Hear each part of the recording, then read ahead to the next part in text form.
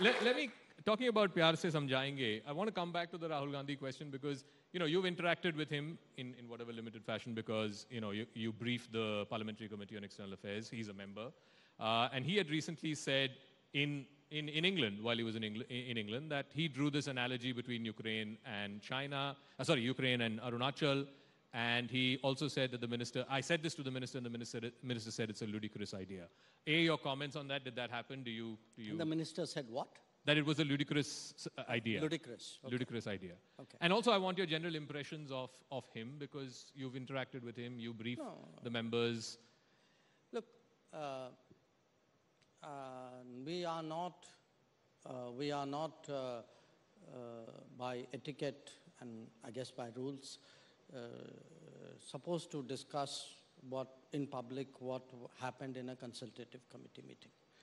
So if he referred to it, in my view, he should not have. I certainly will not talk about what happened in a consultative committee meeting. But let's look at the substance of the issue, because he has said that on public record. Forget about the fact that there was a consultative committee meeting for a moment. The comparison is between what China did vis-a-vis India in 2020 and what is happening today in Ukraine. Okay. What is today happening in Ukraine, if you follow the two sides, one would say that they are threatened by the expansion of NATO and the character of the regime in Ukraine. And the other one would, the Western countries would say the Russians have ambitions, expansionist designs, whatever it is. What is the analogy between that and India-China? I mean, what happened in the border, which, by the way, is, in my view, completely indefensible. So don't get me wrong there. That has nothing to do, there's no NATO in play here. There's no regime character in play here. So I just don't see the comparison. So tell me, since you mentioned China, where are we on this, the border confrontation that happened? I mean, I believe out of the 7 odd points, 5, there has been disengagement, 2, there is still no disengagement.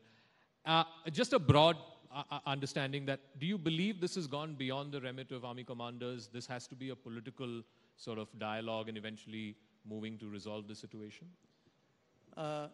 Look, first you have to understand what is the nature of the problem. The nature of the problem is that two militaries who generally were not 24/7 deployed at or on or very close to the LAC have done so to a great degree after May of 2020. Because pre-May of 2020, both militaries were primarily located in the depth areas where they had permanent bases, and then they would patrol out into the LAC. Now, in 2020, the Chinese breached that in violation of the 93-96 agreements, brought forces to the LAC. Obviously, we countered it. They stayed there, we stayed there.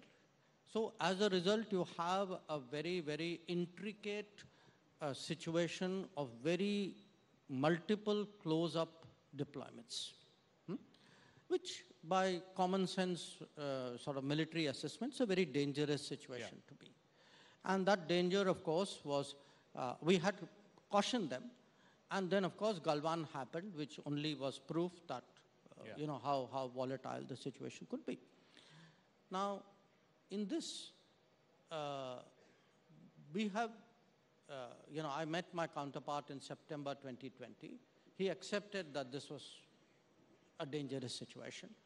And since then, we've been trying to pull back the close-up deployments, not close-up deployments, the close-up forward deployments.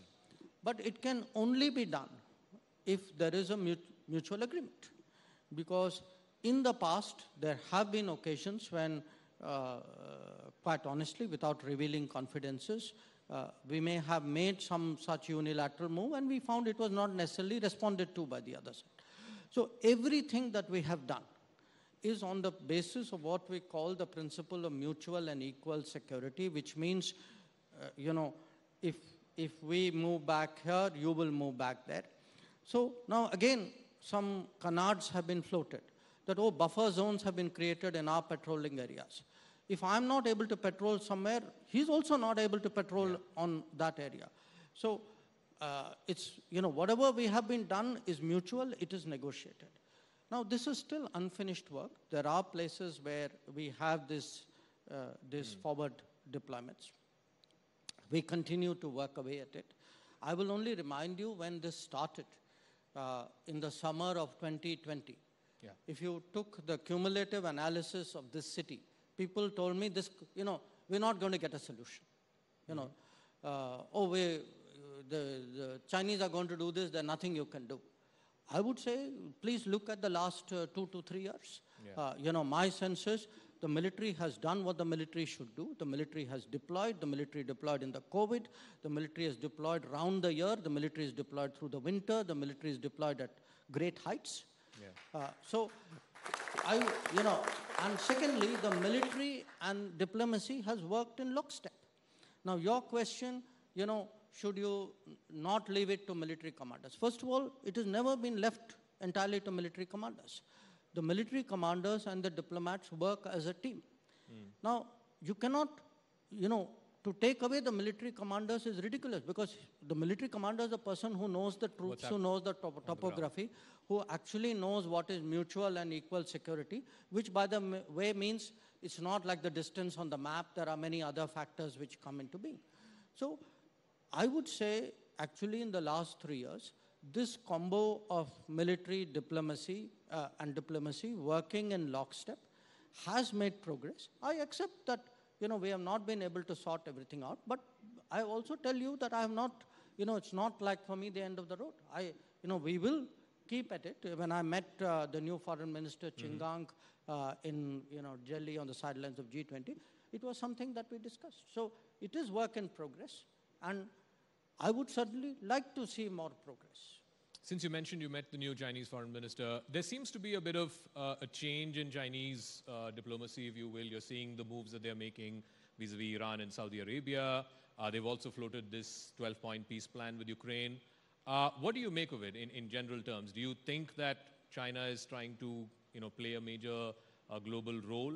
And do you think that they're trying to sort of fill in a void they believe the US is leaving behind? Look, no question that if you take any metric in the last 20, 25 years, I would say maybe even last 40 years, in many ways, China has gone up. So have we. Yeah. Okay. Maybe not at the same pace. Frankly, if we had honestly had this government, I know this is a very biased statement, but if we had had a government like this 25, 30 years ago, maybe we would have gone up faster.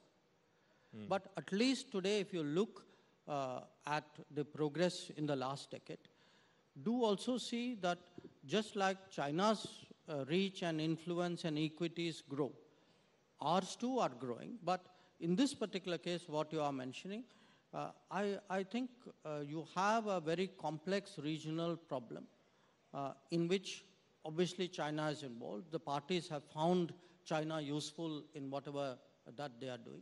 And that is something which is a fact.